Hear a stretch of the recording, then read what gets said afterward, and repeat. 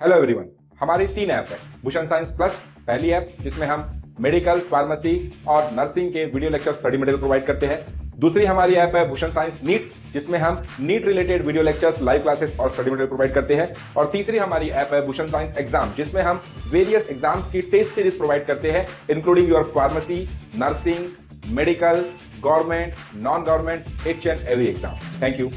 परिचय। छात्रों, आज हम पारितंत्र के विषय में सीखेंगे। कोई बता सकता है कि पारितंत्र क्या है? हाँ सर, एक निकाय जिसमें जैव घटक तथा अजैव घटक एक इकाई के रूप में सम्मिलित रूप से क्रिया करते हैं। बहुत अच्छे। जैव घटकों से तुम्हारा क्या आशय है? सर, इसमें सभी सजीव चीजें आती हैं। और अजैव घटक क्या होते हैं? इसमें सभी निर्जीव चीजें जैसे कि सूर्य का प्रकाश सम्मिलित है, जो सजीवों की वृद्धि में सहायक है। बहुत अच्छे। इस पाठ में हम परितंत्र की क्रियाविधि के बारे में सीखेंगे। तो आओ शुरू करें।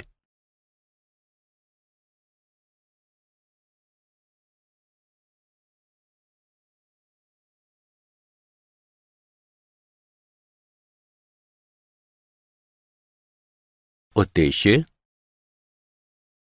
इस पाठ के अंत में आप निम्न करने में सक्षम हो जाएंगे: पारितंत्र की संरचना एवं प्रकार्य का वर्णन करना, पारिस्थितिक पिरामिड का वर्णन करना, पारिस्थितिक अनुक्रम की व्याख्या करना, पादपों के अनुक्रम का वर्णन करना, पोषक चक्र की व्याख्या करना और पारितंत्र सेवाओं के विषय में जानना। पारितंत्र संरचना एवं क्रियाशीलता। पारितंत्र में किसी क्षेत्र के समस्त जैव व अजैव घटक तथा उनकी अन्योन्य क्रियाएं सम्मिलित होती हैं। प्रत्येक पारितंत्र में जीवों का विन्यास एक या अधिक परतें या स्तर बनाता है। प्रत्येक में विशिष्ट प्रकार की प्रजातियों की समष्टियां होती हैं, जो स्तर विन्यास कहलाता है। स्तर विन्यास जल के बड़े निकायों जैसे कि झीलों एवं महासागरों में भी पाया जाता है। इनमें स्तरों का विभेदन प्रकाश की प्रवेश्यता, तापक्रम, घुली ऑक्सीजन की मात्रा इत्यादि के द्वारा होता है।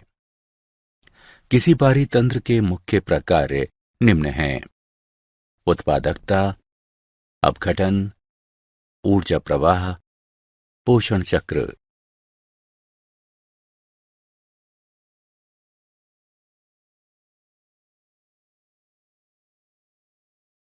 उत्पादकता।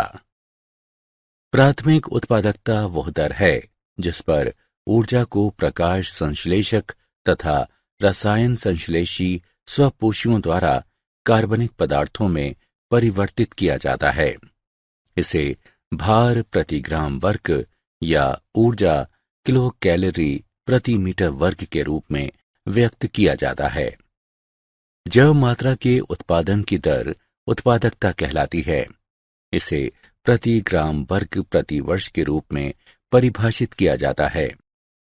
उत्पादकता को सकल प्राथमिक उत्पादकता यानी जीपीपी तथा नेट प्राथमिक उत्पादकता यानी एनपीपी में विभाजित किया जा सकता है। किसी क्षेत्र या निकाय में उत्पादकता की कुल मात्रा सकल प्राथमिक उत्पादकता कहलाती है। कार्बनिक पदार्थ की एक निश्चित मात्रा का उपयोग उत्पादकों के जीवन हेतु श्वसन आदि में उपयोग कर लिया जाता है और अवशेष बचने वाली मात्रा नेट प्राथमिक उत्पादकता यानी एनपीपी कहलाती है। उदाहरण के लिए, पादप द्वारा उत्पादित जीपीपी की एक निश्चित मात्रा इसके अपने श्वसन हेतु उपयोग कर ली जाती है। एनपीपी बराबर जीपीपी माइनस श्वसन में क्षति हुई ऊर्जा। प्रति इकाई समय तथा क्षेत्रफल पर पोषितों की जैव मात्रा में बढ़ोतरी की दर द्वितीयक उत्पादकता कहलाती है। प्राथमिक उत्पादकता पोषक तत्वों तथा विविधा पर्यावरणीय कारकों पर निर्भर होती है।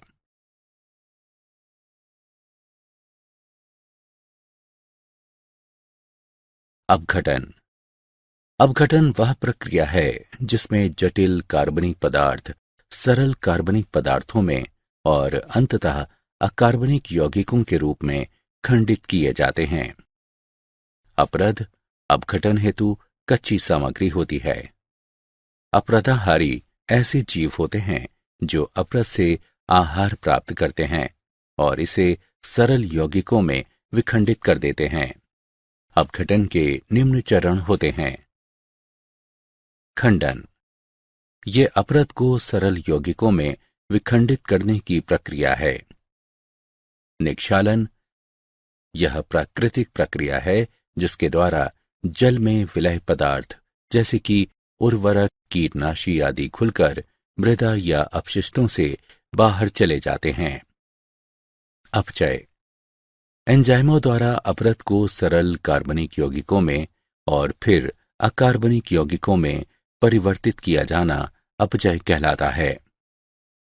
ये एंजाइम जीवाणुओं एवं कवकों जैसे अपघटकों द्वारा स्रावित होते हैं।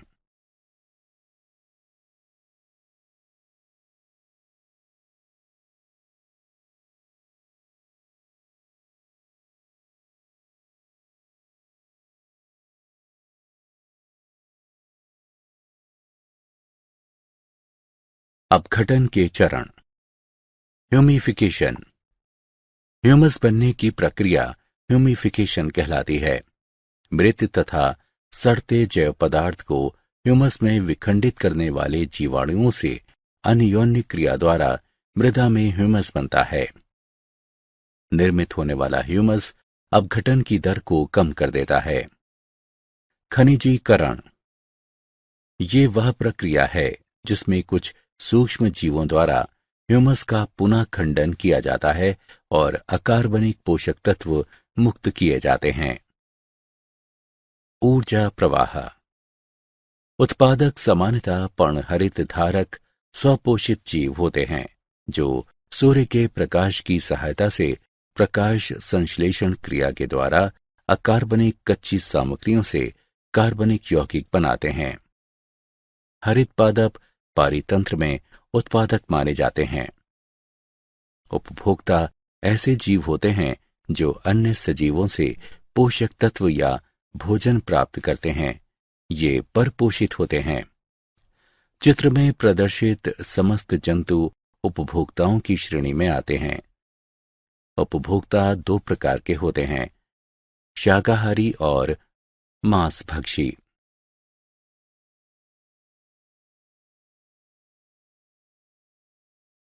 शाकाहारी।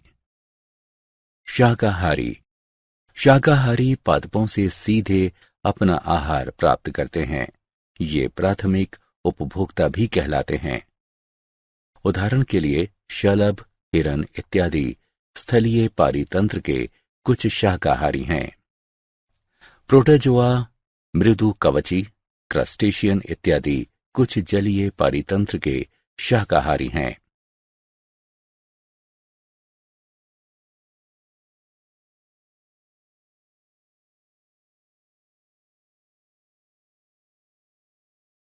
मांसाहारी।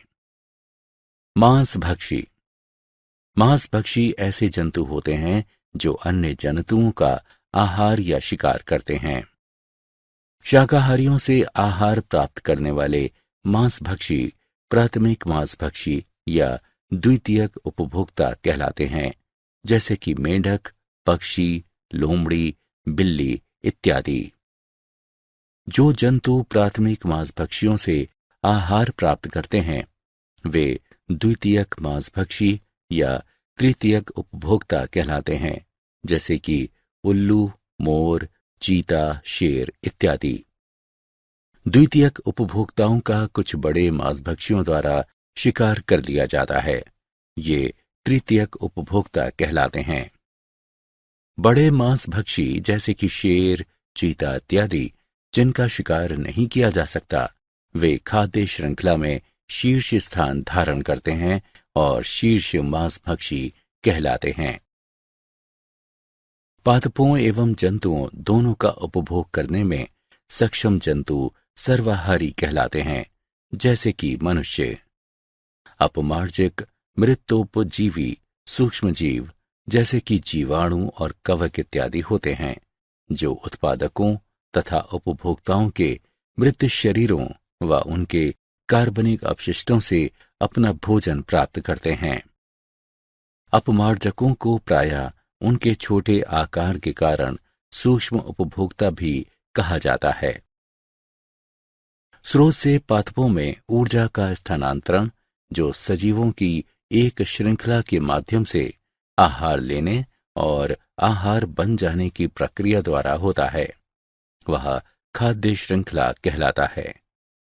चारण खाद्य श्रृंखला सदैव हरित पादपों से आरंभ होकर तृतीयक उपभोक्ता स्तर तक जाती है और हरित पादप सौर ऊर्जा को अवशोषित करने वाले पहले सजीव होते हैं, जबकि अप्रद खाद्य श्रृंखला अप्रदहारियों से आरंभ होती है। इस खाद्य श्रृंखला में जीवाणु और कवक प्रथम होते हैं। किसी पारिस्थितिक समुदाय में खाद्य श्रृंखलाओं का अन्योन्य संबंध खाद्य जाल कहलाता है।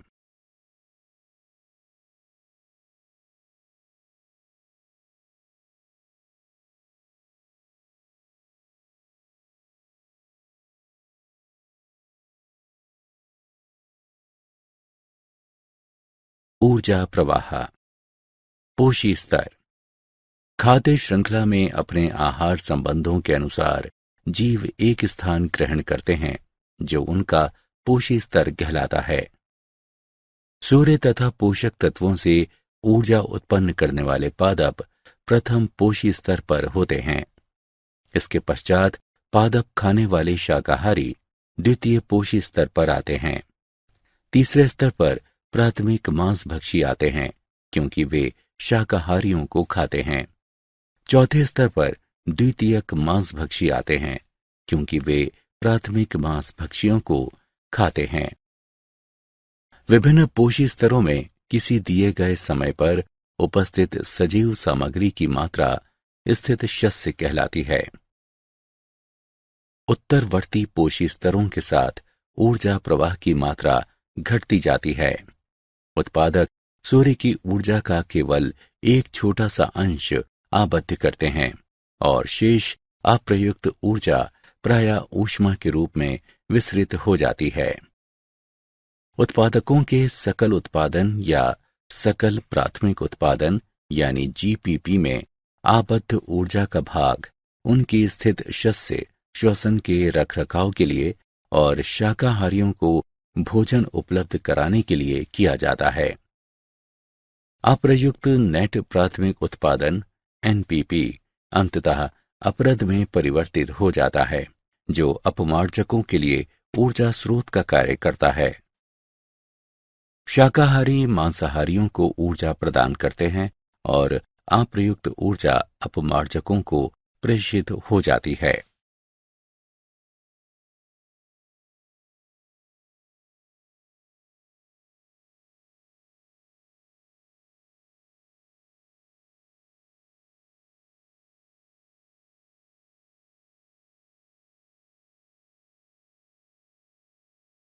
पारिस्थितिक पिरामिड सूची स्तंभ।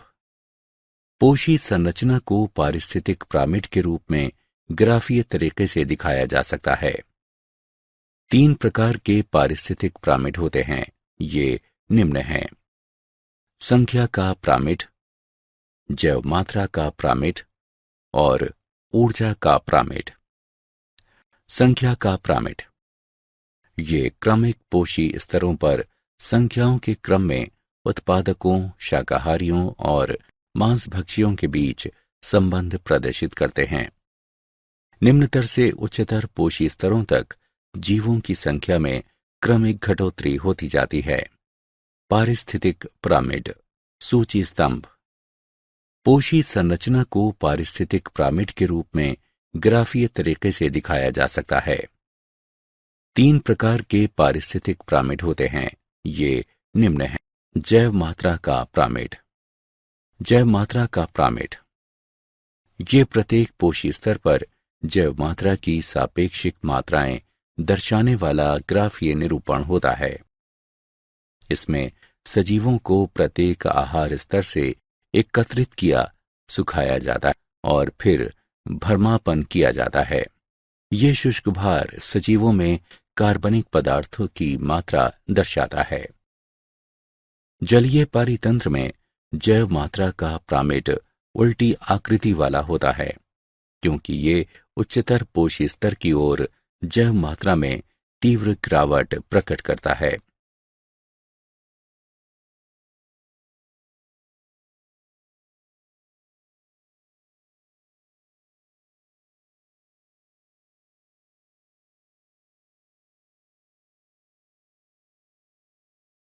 ऊर्जा का पिरामिड।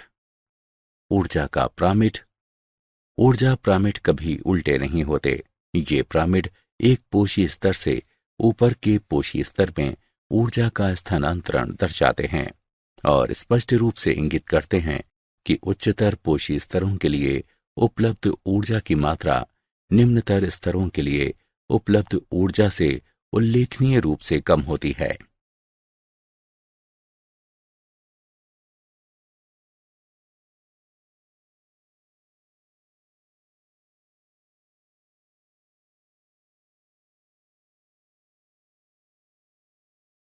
पारिस्थितिक अनुक्रमण।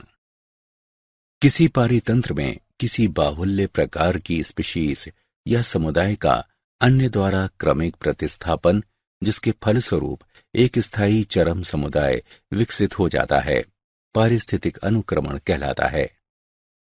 पारिस्थितिक समुदायों का संपूर्ण क्रम, जो आरंभिक स्थिति से लेकर चरम तक किसी क्षेत्र में क्रमिक रूप से स्थान घेरता है, क्रमक कहलाता है। अनुक्रमण की विशेषताएं। ये अस्थायी जैव समुदाय से स्थायी जैव समुदाय की ओर प्रगति करने, अर्थात पर्यावरण से पूर्ण समायोजन करने की परिवर्तित रखता है। इसके क्रमिक स्तर इतने नियमित व निर्देशित होते हैं कि पारिस्थितिकविद प्रायः भावी समुदायों के क्रम का पूर्व अनुमान कर सकते हैं। क्रमिक क्रमक स्तरों में स्पीशीज की विविधता, कुल जैव मात्रा, विशेष विशिष्टीकरण तथा मृदा में ह्यूमस मात्रा में वृद्धि की प्रवृत्ति होती है। इसमें सरल खाद्य श्रृंखलाओं से जटिल खाद्य जालों की ओर प्रगति की प्रवृत्ति होती है। वास स्थलों में जलीय या शुष्क दशाओं से समाद्र शुष्क मैसिक दशाओं में परिवर्तित होने की प्रवृत्ति होती है। पादपों एवं जंतु समुदायों का अनुक्रमण समानांतर चलता है, हालांकि पादप अनुक्रमण आसानी से दृश्यमान होता है।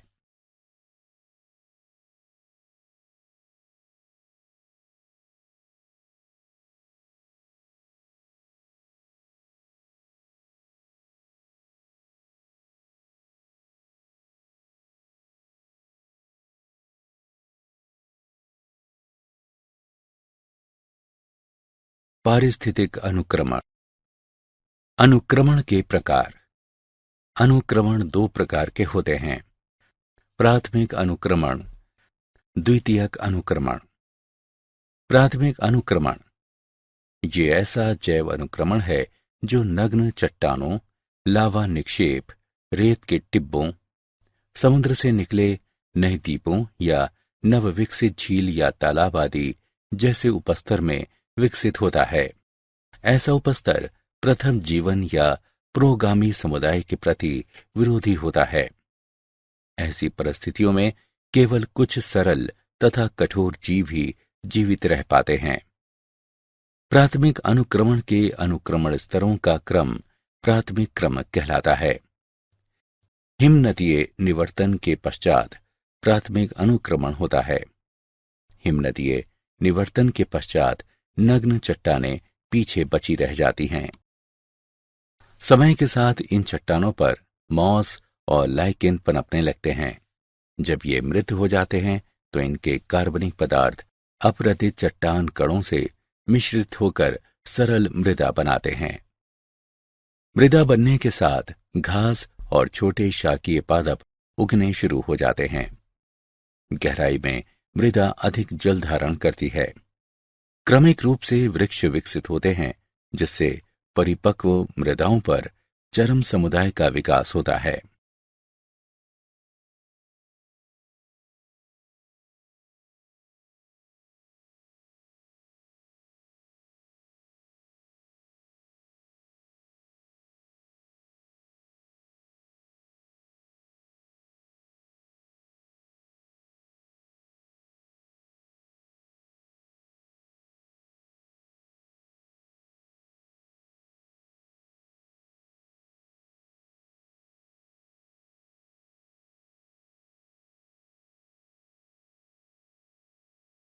पारिस्थितिक अनुक्रमण। द्वितीयक अनुक्रमण ये एक जैव अनुक्रमण होता है जो ऐसे क्षेत्र में होता है जो पूर्व प्रचलित जैव समुदायों के आग, सूखे, भूस्खलन, भूकंप इत्यादि के कारण नष्ट हो जाने के उपरांत रिक्त हो जाता है, और जहां कुछ मात्रा में सूक्ष्म जीव व पर्याप्त मात्रा में कार्बनिक पदार्थ बच जाते हैं।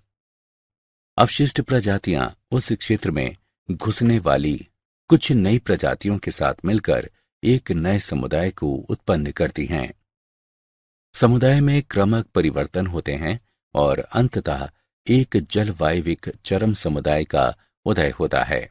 द्वितीयक अनुक्रमण स्तरों का क्रम द्वितीयक अनुक्रमण कहलाता है। पादपों का अनुक्रमण। पादपों में अनुक्रमण के 7 स्तर होते हैं। प्लवक स्तर। प्लवकों के बीजाणु वायु या जंतुओं के माध्यम से नवनिर्मित जल निकाय तक पहुंच जाते हैं।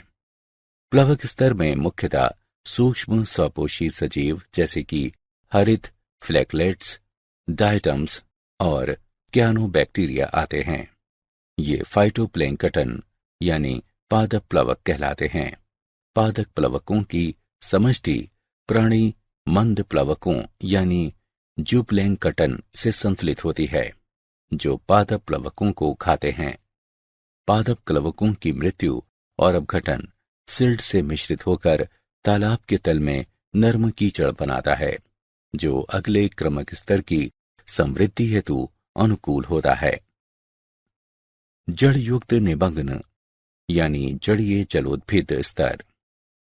कार्बनिक पदार्थ से मिश्रित नर्म कीचड़ निमग्न पादपों जैसे कि पोटेमोगेटन, हाइड्रिला, वेलिसनेरिया, यूट्रिक्युलेरिया, जेनिचेलिया इत्यादि की समृद्धि के अनुकूल होता है। इनकी जड़ें कीचड़ में होती हैं और पानी से भरी रहती हैं। पादपों के आसपास सिल्ट और रेत का संचय जल निकाय को उथला बनाता है। निमग्न पादपों की मृत्यु और अपक्षय नवनिर्मित मृदा को ह्यूमस से समृद्ध करता है। इससे यह क्षेत्र निमग्न पादपों के लिए कम उपयुक्त हो जाता है और अगले क्रमक स्तर के लिए अधिक उपयुक्त हो जाता है। प्लावी स्तर यानी प्रातृण।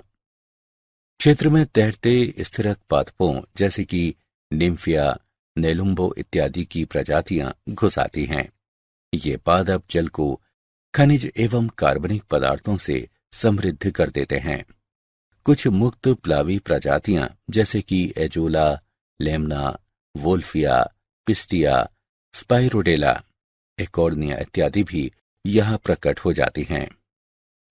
प्लावी स्तर की तीव्र समृद्धि होने से तल और मोटा होता है तथा परिधि पर जल उथला हो जाता है। नरकुल अनूप स्तर। जलथलीय पादप जैसे कि टाइफा, फ्रैगमेटिस, सेगिटेरिया, स्क्रिप्स इत्यादि क्षेत्र में प्लावी पादपों को प्रतिस्थापित कर देते हैं। ये पादप प्रचुर मात्रा में कार्बनिक पदार्थ उत्पन्न करते हैं तथा जल की विशाल मात्रा को छानते हैं। ये पादप तलछटीय सामग्री व ह्यूमस को संचित करते हुए तट निर्मित करते हैं। उपस्तर अब दलदली भूमि में बदल जाता है। कच्छ शाद्वल स्तर। जल निकाय के दलदली तट पर कैरेक्स, साइपेरस और जंकस इत्यादि प्रजातियां आ जाती हैं। कुछ घास जैसे कि थेमेडा, डाइकेंथियम और कुछ शाख जैसे कि काल्था, कैम्पानुला, पॉलीकोनम इत्यादि भी क्षेत्र को घेर लेती हैं। ये पादप इस क्षेत्र को और अधिक ह्यूमस समृद्ध बना देते हैं। काष्ठ भूमि स्तर। इस स्तर में इस क्षेत्र में कुछ झाड़ीनुमा पादप आ जाते हैं जो तेज धूप तथा जलमग्नता दशाओं को सहन कर सकते हैं। उदाहरण के लिए सेफेलेंथस ये छाया उत्पन्न करते हैं और तीव्र वाष्पोत्सर्जन द्वारा मृदा को शुष्क बनाते हैं। धूप तथा जलमग्नता सहन कर सकने वाले कुछ वृक्ष जैसे कि पॉपुलस, एलनस इत्यादि भी क्षेत्र में आ जाते हैं। ये पादप वाष्पोत्सर्जन करते हुए जलस्तर को और गिराते हैं तथा अधिक मृदा निर्माण करते हैं। चरम वन। पूर्व अध्यासी विलुप्त हो जाते हैं और उनका स्थान अधिक छाया सहनशील और समोद्भिदीय प्रजातियां ले लेती हैं। इस प्रकार कभी गहरे जल के अंतर्गत रहा क्षेत्र अंततः एक वन में रूपांतरित हो जाता है। ये ध्यान रखना चाहिए कि चरम समुदाय की प्रकृति जलवायु पर निर्भर होती है। वन समुदाय तभी विकसित होता है जब जलवायु अधिक नम हो। शुष्क जलवायु में चरम समुदाय घास भूमि या किसी अन्य जीरक समुदाय में बदल जाता है। पोषक चक्रण। सजीवों में तथा सजीवों व उनके भौतिक पर्यावरण के बीच पोषकों या तत्वों का संतत विनिमय जैव भू रासायनिक या पोषक चक्र कहलाता है। पोषक चक्र के प्रकार: गैसीय और अवसादी। गैसीय पोषक चक्र के स्रोत वायुमंडल में उपस्थित हैं। कार्बन, नाइट्रोजन चक्र आदि गैसीय पोषक चक्र के उदाहरण हैं। अवसादी पोषक चक्र के स्रोत भूपप्रटी में उपस्थित हैं। फास्फोरस, पोटेशियम चक्र आदि अवसादी पोषक चक्र के उदाहरण हैं।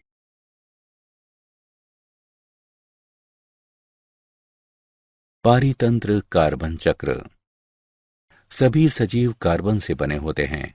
कार्बन महासागरों, वायु और चट्टानों में भी पाया जाता है।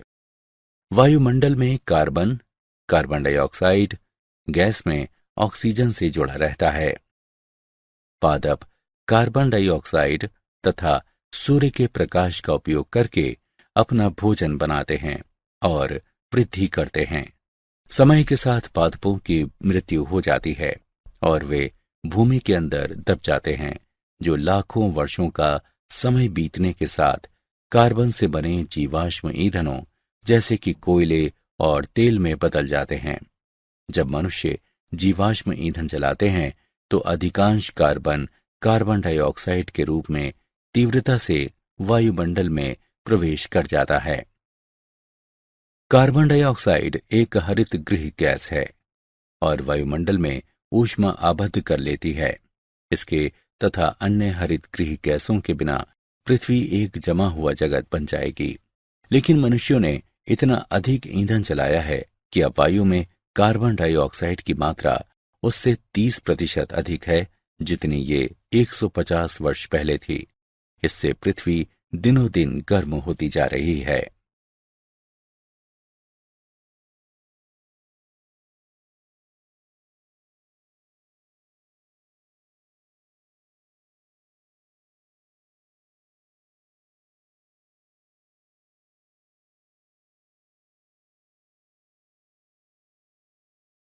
पारितंत्र फास्फोरस चक्र।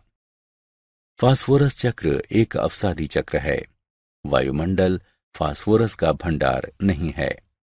न ही सूक्ष्म जीव फास्फोरस को नाइट्रोजन की तरह स्थिर करते हैं। जैवमंडल में फास्फोरस का लगभग समस्त भाग पादपों की जड़ों द्वारा मृदा से अवशोषित किए जाने के माध्यम से पहुंचता है। जब फास्फोरस खनिजों से युक्त चट्टानों का अपक्षय होता है तो मुख्यतः Ca5PO4 3 OH घुल जाते हैं और सजीवों के उपयोग हेतु अकार्बनिक फास्फोरस का अपेक्षाकृत छोटा भंडार उपलब्ध हो जाता है। अधिकांश मृदाओं में पादपों द्वारा अवशोषित किए जाने वाले फास्फोरस का बड़ा भाग उन कार्बनिक अणुओं से आता है जिनका अपघटन होने से पादपों हेतु उपलब्ध अकार्बनिक रूपों में फास्फोरस मुक्त होता है। कार्बनिक आबद्ध पोषक तत्वों का पादप उपलब्ध रूपों में निर्मोचन खनिजीकरण कहलाता है। फास्फोरस का उपयोग सजीवों द्वारा ऊर्जा स्थानांतरण में न्यूक्लियिक अम्लों के एक घटक के रूप में तथा जैविक झिल्लियों के संरचनात्मक तत्व के रूप में किया जाता है। गैसीय संघटकों का रखरखाव करना, वनों एवं महासागरीय तंत्रों द्वारा जलवायु नियंत्रण, प्राकृतिक कीट नियंत्रण, मृदा का निर्माण एवं संरक्षण, जल का संरक्षण एवं शोधन, पोषक चक्रण इत्यादि।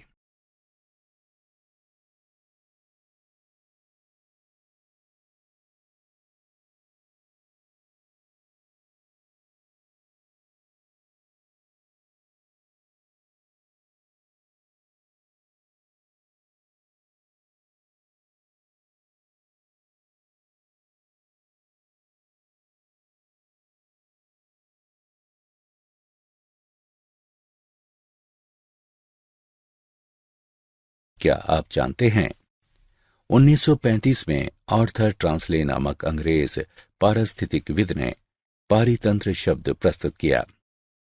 कुछ पोषक तत्वों तथा धूप का प्रबंध करके उष्ण कटिबंधीय फलों वाले पौधों को घरों के अंदर उगाया जाना संभव है। पूरी पृथ्वी पर निर्वनीकरण जलवायु परिवर्तन का सबसे बड़ा कारण है।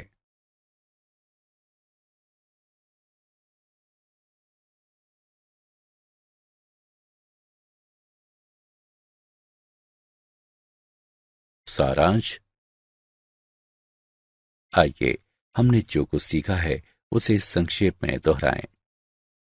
पारितंत्र में किसी क्षेत्र के समस्त जैव व अजैव घटक तथा उनकी अन्योन्य क्रियाएं सम्मिलित होती हैं।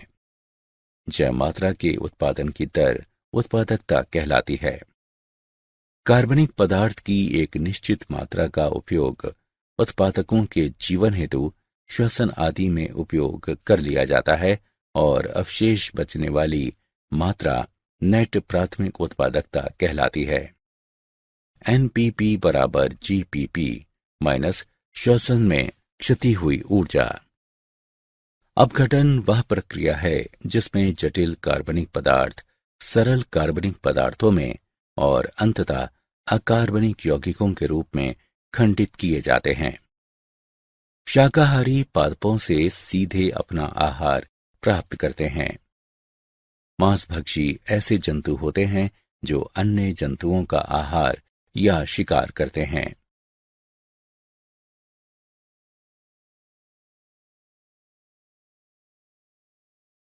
पादपों एवं जंतुओं दोनों का उपभोग करने में सक्षम जंतु सर्वाहारी कहलाते हैं, जैसे कि मनुष्य। स्रोत से पादपों में ऊर्जा का स्थानांतरण जो सजीवों की एक श्रृंखला के माध्यम से आहार लेने और आहार बन जाने की प्रक्रिया द्वारा होता है, वह खाद्य श्रृंखला कहलाता है। किसी पारिस्थितिक समुदाय में खाद्य श्रृंखलाओं का अन्योन्य संबंध खाद्य जाल कहलाता है। खाद्य श्रृंखला में अपने आहार संबंधों के अनुसार जीव एक स्थान से ग्रहण करते हैं जो उनका पोषी स्तर कहलाता है। पोषी संरचना को पारिस्थितिक पिरामिड के रूप में ग्राफीय तरीके से दिखाया जा सकता है। किसी पारितंत्र में किसी बाहुल्य प्रकार की स्पीशीज या समुदाय का अन्य द्वारा क्रमिक प्रतिस्थापन, जिसके फलस्वरूप एक स्थायी चरम समुदाय विकसित हो जाता है, पारिस्थितिक अनुक्रमण कहलाता है। पादपों में अनुक्रमण के 7 स्तर होते हैं: प्लवक स्तर, जड़युक्त निमग्न, जड़ीय जलोद्भिद स्तर, प्लावी प्रातरण स्तर, नरकुल अनूप स्तर, कच्छ शातवल स्तर और काष्ठ भूमि स्तर। चरम वन, कार्बन चक्र में वायुमंडल या जलमंडल भंडार होता है। फास्फोरस चक्र में स्थल मंडल भंडार होता है।